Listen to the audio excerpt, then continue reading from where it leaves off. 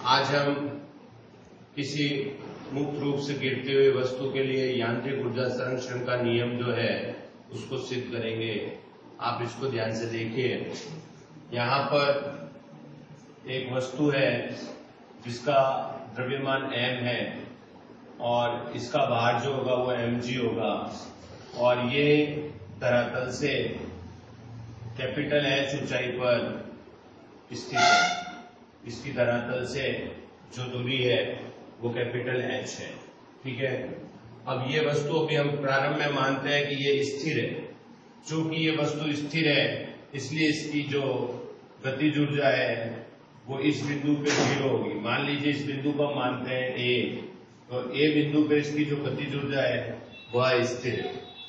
अब हमें ये सिद्ध करना है कि जब ये वस्तु यहाँ से मुक्त रूप से गिरेगी, मुक्त रूप से यानी गिरते समय इस पर केवल एक गुरुत्वाकर्षण बल लगेगा, अन्य कोई बल का प्रभाव इस पर नहीं होगा। तो जब ये मुक्त रूप से गिरेगी तो गिरते समय इसकी कुल यांत्रिक ऊर्जा संरक्षित रहेगी और यांत्रिक ऊर्जा जो होती है वो गतिज ऊर्जा और स्थितिज ऊर्जा के योग के तुल्य होती है। तो देखिए A पॉइंट पर जो mg भार की वस्तु है उसकी गतिज ऊर्जा 0 हुई क्योंकि ये स्थिर है। मैं A पॉइंट पे अब स्थितिज ऊर्जा इसकी ज्ञात करूंगा। तो A पॉइंट पे जो इसकी स्थितिज ऊर्जा है, U का मतलब होता है स्थितिज ऊर्जा और A का मतलब है A पॉइंट, इसकी स्थितिज ऊर्जा mgh हो जाएगी। तो A पॉइंट पे कण की जो टोटल यांत्रिक ऊर्जा होगी, यांत्रिक ऊर्जा को मैं E के द्वारा लिख रहा हूं, E A का मान हो जाएगा स्थितिज ऊर्जा और गतिज ऊर्जा का योग। E का मतलब गतिज ऊर्जा है और A लिखा हुआ है सबस्क्रिप्ट में, इसका मतलब A बिंदु है। तो कुल ऊर्जा A पॉइंट पे जो होगी उसका मान आ जाएगा आपके पास mgh प्लस 0। तो A पॉइंट पे हमने टोटल एनर्जी निकाली mgh। ये हमारे पास में A पॉइंट की टोटल एनर्जी, टोटल यांत्रिक ऊर्जा आ गई। अब हम ये मानते हैं कि ये वस्तु यहां से नीचे गिरती है, गिरते गिरते ये जो है B बिंदु पर पहुंचती है। ये बिंदु जो है इसका B बिंदु है। मान लीजिए इस बिंदु की धरातल से जो ऊंचाई है वो स्मॉल h है। ये स्मॉल h का मान जो है वो कैपिटल H की तुलना में कम है, इसलिए इसको स्मॉल h बना। लेकिन A से B तक का जो विस्थापन होगा उसको ज्ञात करने के लिए आप जो टोटल हाइट है धरातल से A की, उसमें से स्मॉल h को घटा लेंगे तो आपके पास में आ जाएगा विस्थापन h माइनस h। अब हम A पॉइंट पे कुल ऊर्जा निकाल चुके हैं, अब हम B पॉइंट पे कुल ऊर्जा निकालेंगे। इसके लिए हम B पॉइंट पे स्थितिज ऊर्जा निकालते हैं। B पॉइंट पे स्थितिज ऊर्जा होगी mg इंटू जो इसकी धरातल से ऊंचाई है h, वो इसका मान आ जाएगा। अब B पॉइंट पे हम गतिज ऊर्जा का मान निकालेंगे। B पॉइंट पे गतिज ऊर्जा का मान निकालने के लिए हम लिखेंगे हाफ mv²। v इसका वेग है और चूंकि ये पॉइंट B पर वस्तु पहुंच चुकी है इसलिए मैं इसको vb² ले लेता हूं। अब इन दोनों को जोड़ूंगा तो मुझे तो आंसर mgh के रूप में लाना है, ऊर्जाओं को बराबर करना है। अभी इन दोनों को जोड़ूंगा तो answer half mv² plus mgh को जोड़ूंगा तो mgh नहीं आएगा, तो इसलिए मुझे v² को हटाना है। तो मैं यहाँ पर एक समान गति की तीसरी समीकरण लगाता हूँ, v² बराबर u² प्लस 2as। अब आप देखिए v² का मतलब होता है अंतिम वेग। जब ये A से B पे आता है तो B बिंदु को हम अंतिम बिंदु मानेंगे और A बिंदु को हम प्रारंभिक बिंदु मानेंगे। तो A बिंदु पर जो इसका वेग है वो प्रारंभिक माना जाएगा uA², B बिंदु इसका अंतिम बिंदु है उसका वेग मान लिया जाएगा vb² और इसका विस्थापन और त्वरण क्या होगा, त्वरण तो हो जाएगा गुरुत्वीय त्वरण लग रहा है वस्तु पर और इसका जो विस्थापन होगा वो A से B के बीच का जो विस्थापन है, A और B के बीच का जो विस्थापन हुआ वो h माइनस h के बराबर है। अब चूंकि A बिंदु पे वस्तु स्थिर थी तो A बिंदु पे इसका जो प्रारंभिक वेग है UA उसका मान 0 हो जाएगा। तो vb² की वैल्यू जो है वो मेरे पास में आ जाएगी 2g capital H minus small h।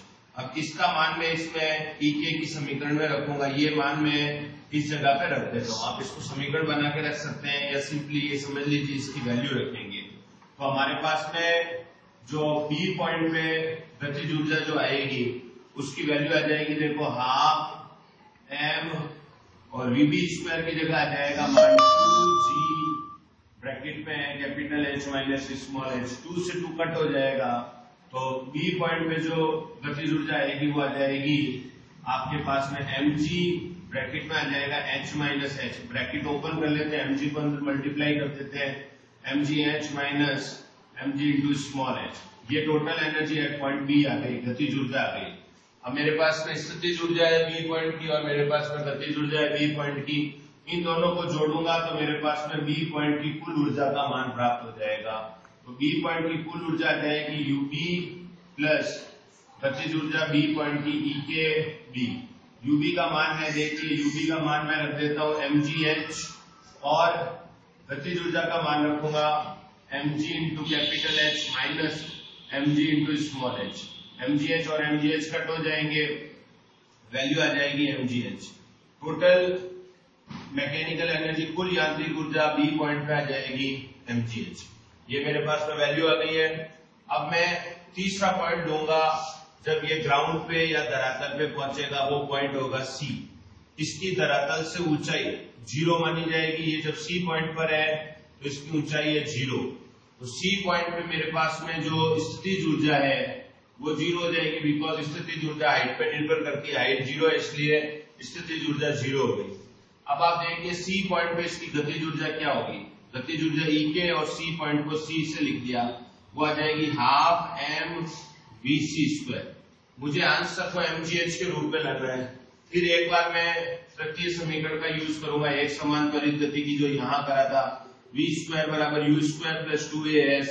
v square तो अंतिम बिंदु की वेग है, तो अंतिम बिंदु इसमें मैं मानूंगा C और प्रारंभिक बिंदु A मानूंगा, तो प्रारंभिक बिंदु A मानूंगा और अंतिम बिंदु C अगर मानता हूं तो यहाँ पे लिख दूंगा vc स्क्वायर, प्रारंभिक बिंदु की जो वेग है वो लिख दूंगा ua और त्वरण की जगह मैं लिख दूंगा g, और इसका जो टोटल विस्थापन होगा A से C के बीच में जो विस्थापन हुआ, A से C के बीच में जो विस्थापन होगा वो हो जाएगा कैपिटल H। तो मैंने यहां पर वैल्यू रख दी कैपिटल H।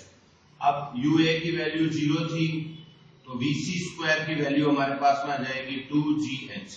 अब हम वापस से vc स्क्वायर की वैल्यू यहाँ पे रखेंगे तो हमारे पास में C पॉइंट की गतिज ऊर्जा आ जाएगी हाफ m इंटू 2gh, 2 से 2 कट हो जाएगा, तो हमारे पास में C पॉइंट की ऊर्जा आएगी mg कैपिटल H।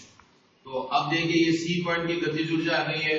अब मैं टोटल ऊर्जा निकालूंगा C पॉइंट की, C पॉइंट की टोटल ऊर्जा निकालूंगा तो C पॉइंट पे स्थितिज ऊर्जा और C पॉइंट पे गतिज ऊर्जा दोनों को जोड़ूंगा।